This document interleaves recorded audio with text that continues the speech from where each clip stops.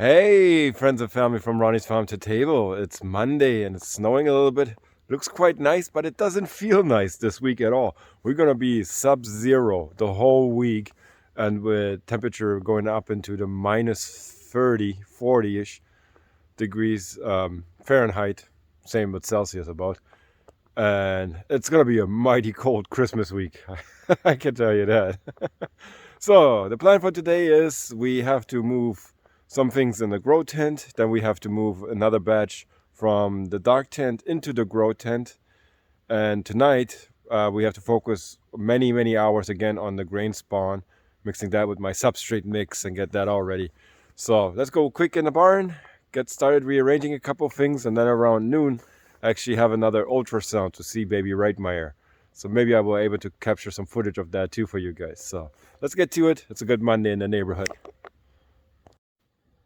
Just a quick little video going into the barn. Look how warm it is. The pasteurization chamber was on overnight for 6 hours, and just all the hot steam and moisture is coming out right now. Pretty cool. Alrighty, let's go shut off the pasteurization chamber. It has to cool down for about 12 hours or so until the internal temperature is less than 100 degrees. Anything more than 100 degrees Fahrenheit, it will harm the mycelium. So, yeah, look at that steam coming out of there. So nice, warm and cozy in here in the Berliner room. So how I said, we gotta rearrange a couple of things in here in the grow tent, and then get in the dark tent and grab a couple of things back out, probably about 100 or so. I have to move from over there into here, so we have place for the new batch that goes in here. So, before we can do anything, I have to get my sterile lab outfit and out of my big heavy winter boots. So, hold on a second. Okay.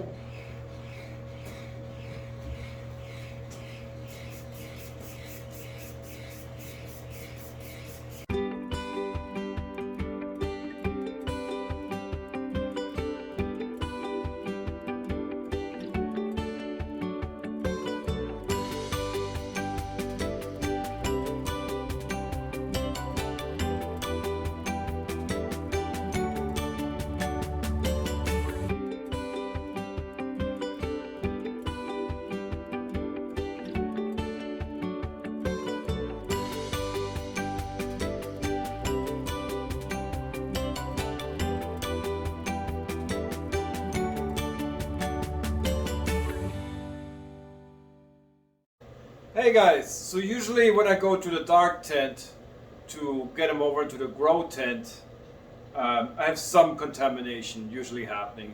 Even with the best growers, they have 5% of each crop that they inoculate, plant. 5% of that is usually contaminated. However, this batch here from about 2 weeks ago is horribly contaminated with black mold. And how I said, I'm creating this great environment here. High humidity, right temperature, some dark area, some is a light area, and fungus and mold, they just love that kind of environment, high humidity. So I have all of these bags behind me, which is probably up in the upper 60s. I still have to count them all through. And all of those I will not be able to grow. Let me show you a little bit how they look.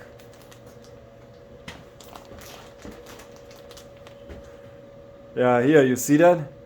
All those black dots, we don't want any of those black dots. So there are 3 ways that this could have happened. The first way is I reduced the grain spawn, the grain where all my little mycelium is on. I reduced the amount that I put in each bag by 1/3 basically. Maybe I have to go back to a higher amount, so that when my mycelium starts growing, it outcompetes any other organism in the bag. That's one issue that could have happened. The second issue that could have happened is I put really closely each bag to each other in my dark tent. I've seen in Asia that it's not a problem over there, but and the biggest issue is the heat, so that each bag creates their own heat. Maybe some of them being so close together, they got too hot. Just the right amount that other bacteria and mold has a beneficial competitiveness over my mushrooms. That could have been one. And number 3, which I do not hope is one of the reasons, is that my process was very unhygienic. when I did the grain spawn in here. I don't think it could have been that process. It might have been that process. And number 4, my pasteurization process was not long enough. And I remember when I made this batch, there were like many days in a row that were really broken up. And it took me 3 days to do this batch run here. And I tried to repasteurize everything and cool it down again. But sometimes, I suppose, it could have happened that the pasteurization process was not long enough, didn't get hot enough, that these are just a giant failure. So, I will try to do better.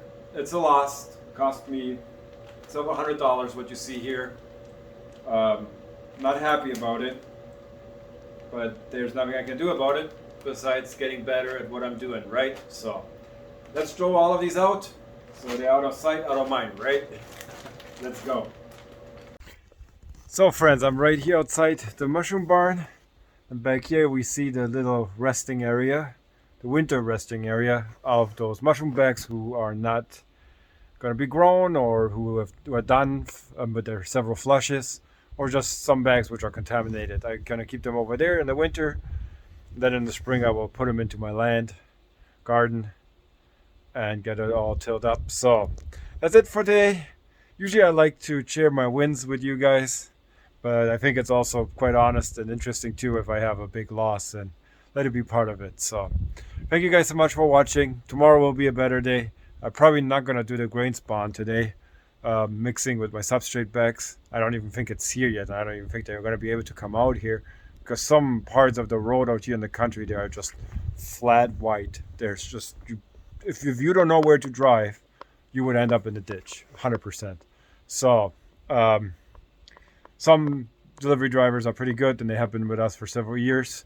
And some are brand new in the area. In the wintertime, it's just harsh to know where the road ends and where the ditch begins. So, either way, tomorrow will be another day. Thank you so much for watching. I see you tomorrow. Bye.